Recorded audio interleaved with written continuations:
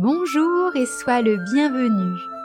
Découvre aujourd'hui une nouvelle histoire illustrée. Une création originale de Mel, conteuse curieuse. N'oublie pas de t'abonner et aimer cette vidéo afin de soutenir la chaîne et ne pas rater la prochaine histoire. Reste bien jusqu'à la fin pour découvrir la chanson.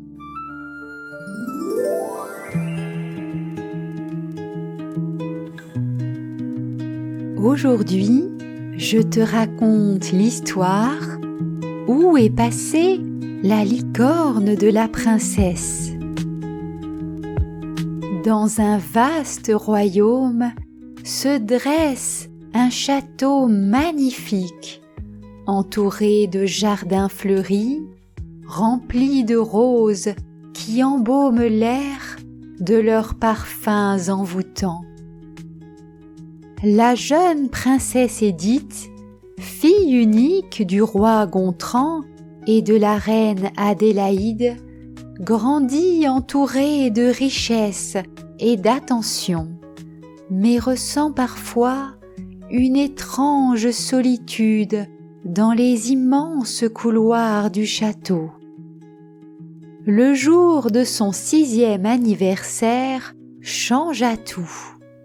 Ce matin-là, alors que les premiers rayons du soleil caressent les plantes des grands jardins, le terrain de jeu préféré d'Édith, son père lui présente un mystérieux paquet enveloppé dans un tissu de soie bleue.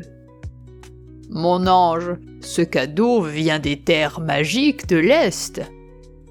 annonce-t-il avec un sourire énigmatique, en déposant délicatement le cadeau au sol. La petite princesse l'observe, les yeux pétillants. Le paquet semble bouger légèrement. « Un petit chien ?» pense-t-elle, impatiente, en dénouant le ruban doré.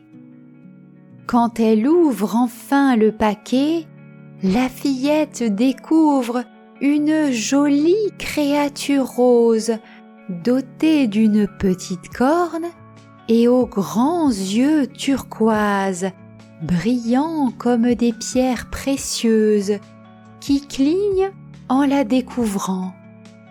« Oh, c'est... bégaye Édith, incapable de terminer sa phrase, tant l'émotion l'étreint. « Une licorne, ma chérie, ta licorne !» murmure le roi en posant une main sur l'épaule de sa fille. « Waouh, elle est rose en plus, ma couleur préférée !» s'exclame la princesse qui aime déjà follement ce petit animal magique. « Capucine, je veux l'appeler Capucine !» ajoute-t-elle en la caressant. Les premières semaines sont merveilleuses. Capucine dort près du lit d'Édith, se réveille parfois la nuit pour chercher la chaleur des petites mains de sa maîtresse.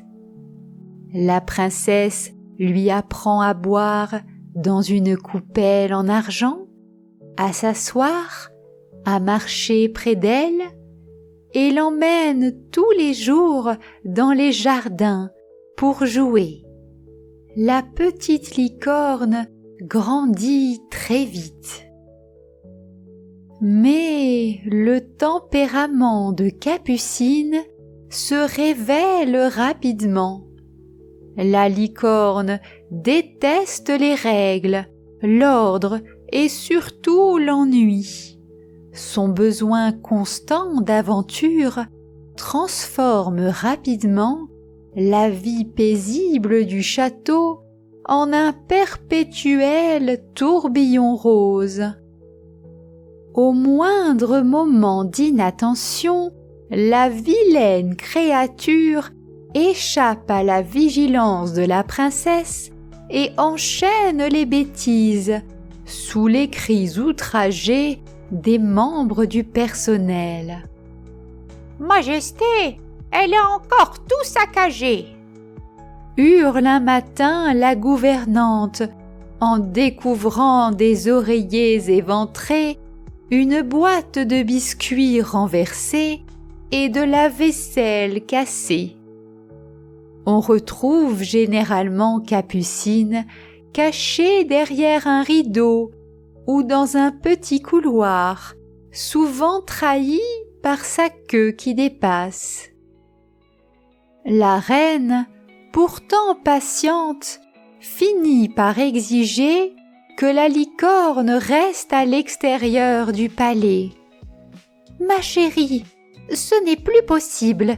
Capucine fait trop de bêtises et elle est grande maintenant. Elle doit vivre dans les jardins. » À contre-cœur, Édith accepte. Mais à l'extérieur, cette fois, c'est Auguste, le vieux jardinier, qui passe son temps à pourchasser la gourmande qui considère ses précieux rosiers comme un buffet à volonté. « Regardez ça, elle a mangé toutes les roses de cette allée !» se lamente-t-il une fois encore. Édith, qui a bien grandi elle aussi, soupire, puis, comme souvent, part à la recherche de la coupable, suivant les pétales de fleurs semés comme des indices. Elle découvre toujours Capucine vaguement cachée derrière un buisson ou en train de nager tranquillement dans l'étang. « Tu es impossible !»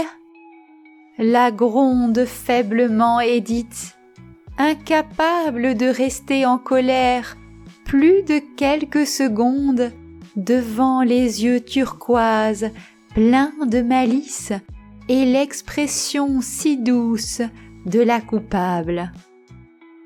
Les années passent ainsi, rythmées par les frasques de Capucine.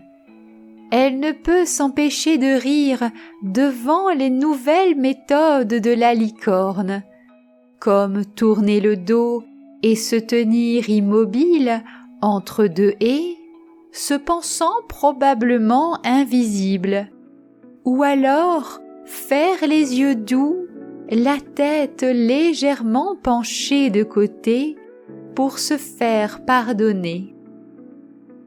Lorsque Édith devient reine à son tour, Capucine réussit le tour de force de chaparder la couronne royale et la cacher dans son endroit favori pour dormir, le tas de paille des écuries. « Tu ne changeras donc jamais ?» murmure la jeune femme en récupérant le précieux objet couvert de brindilles, partagé entre exaspération et attendrissement. La licorne répond par un petit coup de museau pour réclamer une caresse. Lorsque quelques années plus tard, la jeune reine se maria avec un prince voisin, elle donna naissance à un petit garçon qu'ils prénommèrent Ivan. Et le temps s'écoula. Un après-midi, alors qu'Édith se promène dans les jardins royaux, une scène familière attire son attention. « Capucine, rends-moi mon ballon !» crie le petit Ivan en poursuivant la licorne qui tient le jouet dans sa bouche, aussi vive et espiègle qu'elle l'était 20 ans plus tôt. La jeune reine s'arrête un instant, amusée par ce spectacle qui lui rappelle tant sa propre enfance. « Bon courage, mon fils !» murmure-t-elle avec un sourire tendre.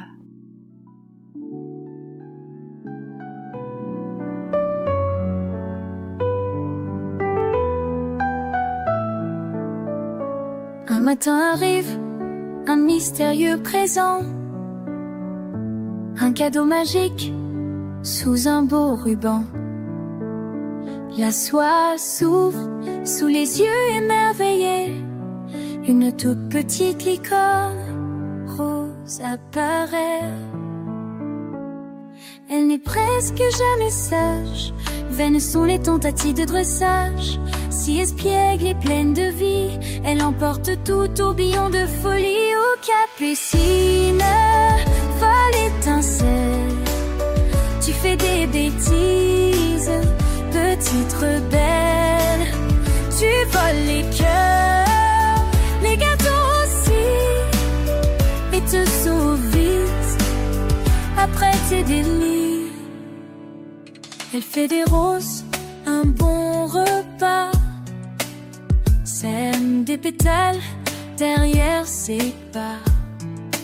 La princesse la cherche dans les buissons, parfois dans la mare, en toute saison. Elle rit et lui pardonne tout, sous son regard charmant et si doux. Les années passent, tu restes pareil, une tornade rose sous le soleil. Aux capucines, folle étincelle, tu fais des bêtises, petite rebelle. Tu voles les cœurs, les gâteaux aussi, et te sauves vite après tes délires. Petite Édith, les années ont passé, tu es une reine et mère comblée. Le petit prince rit à son tour, derrière la licorne, il court.